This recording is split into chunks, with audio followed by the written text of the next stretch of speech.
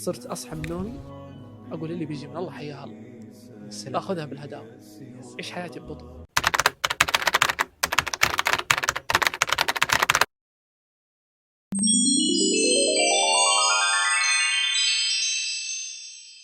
Il faut savoir qu'en général, en fait, quand je finis de faire la prière, je lis directement le Coran, je lis des versets de la sourate Al-Baqarah. Mais aujourd'hui, ce jour-là, c'était un vendredi. Du coup, comme vous le savez, le vendredi, il est recommandé de lire la sourate Al-Kahf, la caverne. قول الله سبحانه وتعالى: وإذا سألك عبادي عني فإني قريب أجيب دعوة الداعي إذا دعان.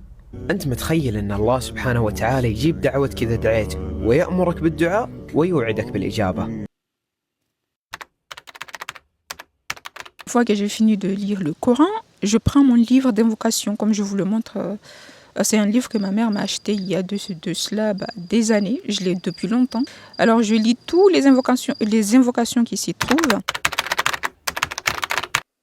Ensuite, j'enchaîne avec l'écoute et la répétition de l'invocation du matin, qui se trouve sur YouTube d'ailleurs, lu par le cheikh Rachid Al-Afassi. Je pense que vous connaissez. Et je vous invite fortement d'ailleurs à l'écouter tous les jours. Vous allez finir par le connaître par cœur sans difficulté, vraiment. ما أتى من الله فالحمد لله وما أخذ فالحمد لله هذا ليس إلا للمؤمن إذا أصابته. Après l'invocation du matin, j'enchaîne avec du dhikr. J'ai d'ailleurs acheté un petit appareil de compteur de dhikr là, comme vous pouvez le voir, car je me suis imposé un nombre à respecter pour que je sois plus régulière. Et ça marche, pour l'instant ça marche. Ce jour-là, je me suis mise à écouter un rappel fait par l'imam de Toulouse, je ne sais pas, peut-être vous connaissez. J'aime beaucoup ces rappels. Je vous invite donc, je vais vous inviter dans ce vidéo, je vais tout le temps vous inviter, mais il faut y aller. Je vous invite à le suivre sur YouTube pour écouter ces rappels et tout. Ils sont d'une utilité publique. Voilà. Bon, une fois que cela est fait, en ce moment, j'ai rajouté quelque chose qui n'était pas présent dans ma routine du matin, je vais être honnête ici. C'est celui de lire le Coran en français, parce que je ne l'avais jamais lu en français, en entier. Et du coup, je me suis dit, là, je vais le lire en français, et puis en même temps, je surligne des passages qui m'interpellent et tout. Voilà, vous devez vous mettre aussi, si ça, voilà, c'est intéressant, hein. Donc allez-y. Ne soyez pas timide quand il s'agit des actes là qui vont nous apporter des hasanats. Il ne faut pas être timide, il faut courir vers eux là-bas, il faut courir.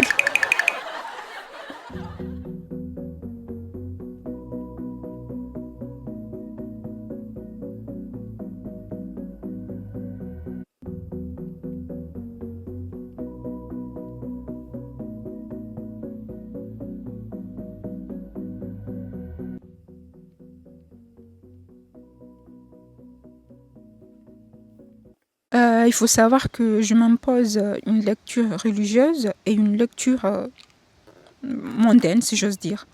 Là, c'est sur la vie du prophète sallallahu alayhi wa sallam. C'est un poème et c'est un livre très facile à lire et à comprendre. D'ailleurs, en plus, il y a un quiz, oui, à la fin pour voir ce que vous avez retenu et tout.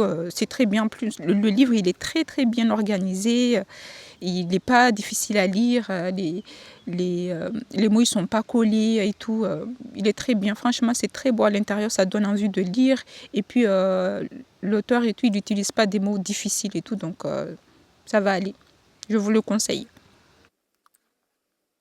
Après cette lecture, j'ai écouté mon livre audio. Et oui, j'écoute aussi des livres audio. Une autre approche de la lecture que j'aime beaucoup. En ce moment-là, c'était un livre d'Amélie Nothomb. Comment vous dire, cette lecture était assez particulière, hein, à mon sens, bien sûr. En gros, c'est une femme belge, si je ne me trompe pas, si je me trompe, tant pis, qui travaille pour la première fois dans une entreprise japonaise au Japon. Et le choc culturel est assez surprenant. Mais ce qui est d'autant plus surprenant, c'est l'attitude qu'elle va adopter tout au long de son travail, malgré la manière dont elle est traitée. Franchement, je ne sais pas. Parfois, je ne savais pas si je devais avoir de la peine pour elle ou même en rire parce que c'était assez particulier. Assez particulière cette lecture, j'avoue.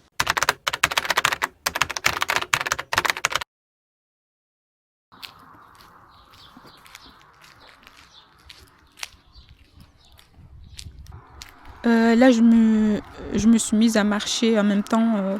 J'admirais la nature, le paysage.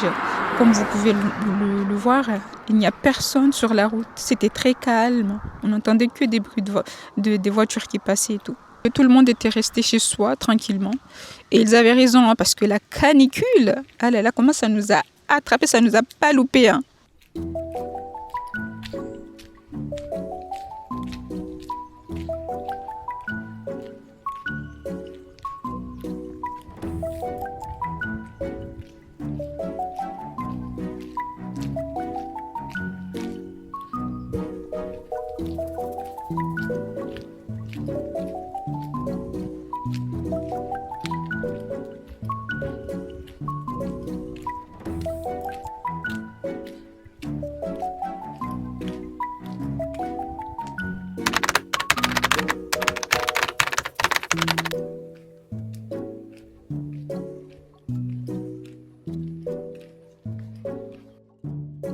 La dernière fois où j'étais passée par là, j'avais vu un chevreuil, je pense, si je ne me trompe pas.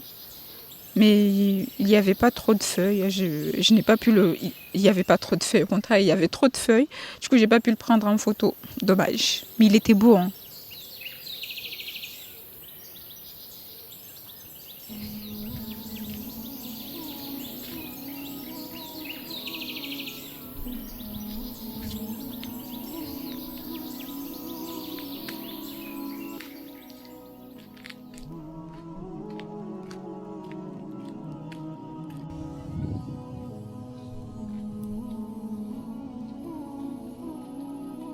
Là, les girls, je continue ma petite balade tranquillement et j'arrive à un endroit où se trouvait un arbre dont les feuillages mettaient de l'ombre sur un banc.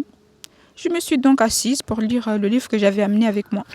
Ça, c'est 100 ans de solitude de l'écrivain colombien Gabriel Márquez. Le livre, je l'avais déjà commencé depuis un moment, hein, mais je l'avais laissé de côté. Je m'étais arrêtée à la page 47, comme je le montre. Et là, j'ai décidé de reprendre ma lecture à zéro, car j'avais un peu perdu le fil de ma lecture. Donc voilà.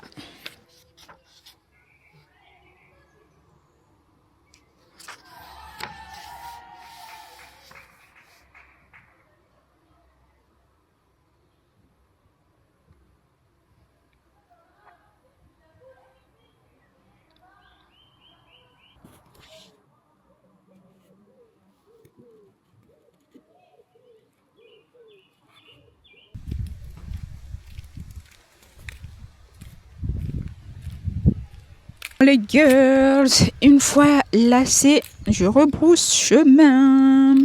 Je vous montre quand même encore une fois le chemin. Bon, les girls, je rentre à la maison après cette petite balade.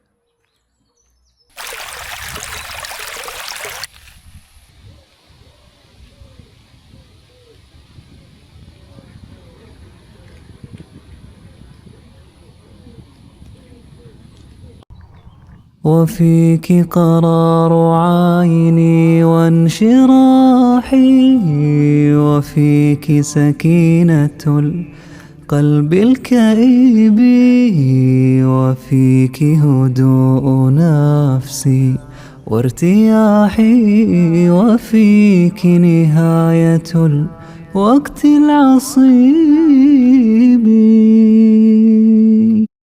Bon là les girls, on se retrouve quelques heures plus tard. Je suis rentrée pour les invocations du soir. Ensuite, j'ai regardé une vidéo de rappel sur la mort. C'est là le vlog qui devient glauque quoi. De la chaîne d'Arifton. Je ne sais pas si vous connaissez. Et encore un autre conseil. Je vous conseille fortement cette chaîne si vous voulez en apprendre plus sur votre religion. D'ailleurs, ils invitent souvent des personnes différentes pour parler de divers sujets, des sujets qui touchent notre société actuelle. Tout cela sous le prisme de notre religion. Alhamdulillah. Donc, n'hésitez pas à foncer les girls, soutenez-les. Voilà. الرزق ما هو فقط مال. الإيمان رزق والصلاح رزق والعبادة رزق، والصحة رزق، والبيئة الصالحة رزق، والصحبة الصالحة رزق، والعفاف رزق، والستر رزق، البيئة اللي تعيش فيها رزق، الطعام والشراب رزق. المال مو بس المال الرزق، أبدا أبدا. أدنى درجات الرزق المال، وأعلاها أن ترزق محبة الله سبحانه وتعالى.